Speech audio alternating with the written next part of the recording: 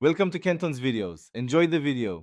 In this video, I will show you how to replace rear brake pads on a Ford Mustang. First, gather all your tools, including a jack, lug wrench, and a caliper compression tool. Make sure you have the correct new brake pads and consider new rotors if yours are worn. Always work on a level surface and engage the parking brake for safety.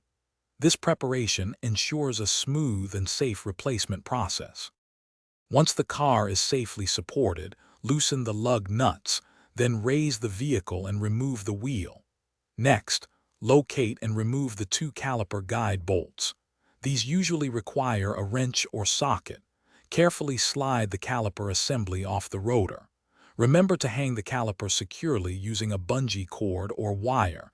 Never let it hang by the brake line. Hey everyone, if you're finding this guide helpful, please hit that like button and subscribe for more DIY car tips. Quick recommendation, after a tough job like this, you'll want easy meals.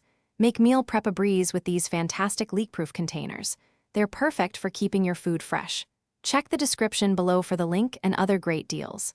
Now, let's get back to the video. With the caliper off, remove the old brake pads and any associated hardware like shims or clips. Now, use your caliper compression tool to slowly and evenly retract the caliper piston. This creates space for the new, thicker pads. Install any new shims and clips that came with your new pads, then carefully insert the new brake pads into the caliper bracket. Now carefully slide the caliper back over the new pads and rotor. Reinstall and securely tighten the two caliper guide bolts.